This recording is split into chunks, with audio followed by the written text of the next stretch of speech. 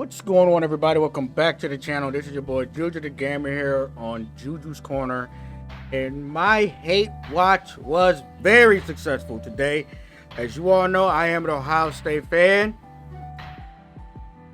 Now, that's all I'm gonna say. That's all I'm gonna say before we get into this game. Texas went up to Ann Arbor. The Quinn Ewers Heisman campaign officially starts today, and Texas put their hands, feet all up on Michigan. Like, they won, I believe, 31-13, 31-12. Okay, so like I said, when you ever see me looking down, I'm usually looking at stats. So Quinn Ewers today, 24-36, 246 passing yards, 3 touchdowns, 0 turnovers. The running back JAYDEN Blue, 9 carries for 22 yards. Leading receiver HELM, 7 receptions for 98 yards and a tutty. Now, let's go for Michigan. I'm looking at stats right now. Davis Warren, 22-33, 204 passing yards, 1 touchdown, 2 picks. Alex Orji didn't even have a throw today. Leading rusher was Don Edwards, 43 yards, 8 carries. Leading receiver is the tight end Loveland, 8 catches for 70 yards. Now, like I said, I'm an Ohio State fan. I was grinning ear to ear from this game because my hate watch was very successful. Yes, yes. Like the two teams I will always hate watch no matter what I'm doing. It's Michigan and Green Bay. I detest both of those teams because I grew up in a household that hated both of those teams, and so the tradition just continues. But let's go into what I think. Well, first of all, hats off to Texas. They came prepared. The offensive line was physical. They met the challenge of Michigan's defense. Sark is just a beautiful play caller, man. He was scheming them boys up. And I listened to the announcer today. They said usually when Texas would run up the middle, they ran it when there was a noticeable drop-off once, I believe Mason Graham and the other defensive tackle Jenkins was off the field. That's when they ran the ball right up the middle, when those 2 stout defensive tackles for Michigan was off the field.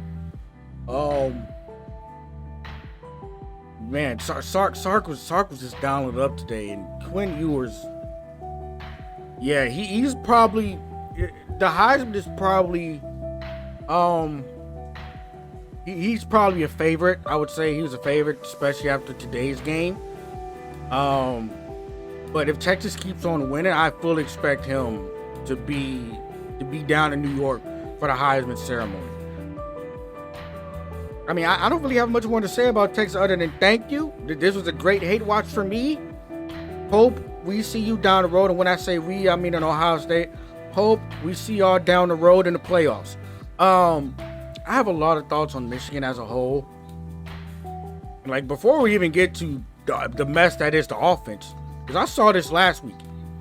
Their corners outside Will Johnson are food.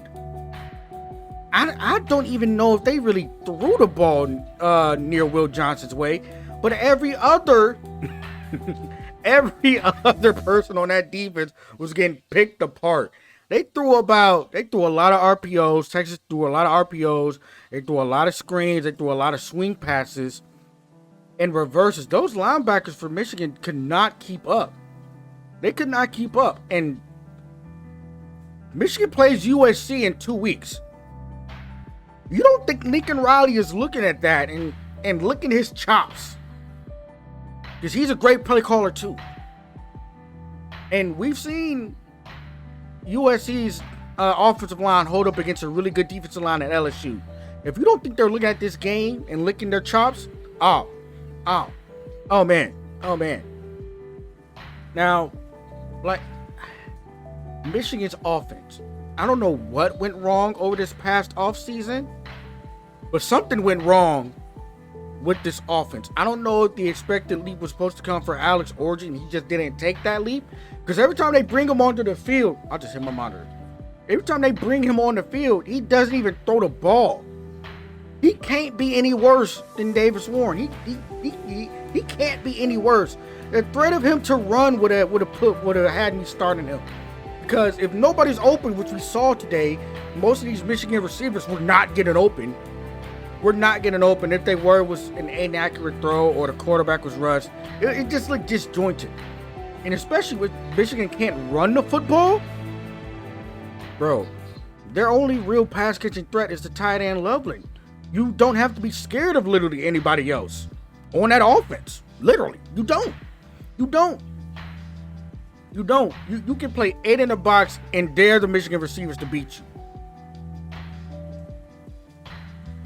And, you know, like I said, I saw it last week with Fresno State, and that's why I said, I'm like, if they're not careful, if they don't come out ready to play, especially on offense, they're going to lose. And that's what happened. It's still a long season. Michigan will probably have 1 or 2 more losses reasonably and can still make the playoffs. But if they don't get any better, it's going to be more than just 2-3 losses. We're talking 5, 6. I wouldn't even say 5. I'd probably say 4 to 5. Because they do have a hard schedule this season. I'm about to watch Iowa State. Hopefully this game will not end 10-3. I do have on multiple, so I am watching Notre Dame, Northern, Utah, Baylor, Iowa State, and the end of Oklahoma State and Arkansas. There's been some great games on today. Please make sure you leave a like, hit that subscribe, make sure you follow me on all my social media platforms. Make sure you follow me on Twitch. We're trying to get to 15 followers. I will be streaming again. I'm building a new entertainment center, so I'm trying to see like how can I hook my PS5 up to my webcam, and I think I have to buy a PlayStation Eye camera. But outside of me buying that camera, I will be streaming again. I'm trying to get a schedule down for that. So yeah, we're trying to get to 15 followers by the end of the month. Let's do it. I'll see y'all in the next video. Peace.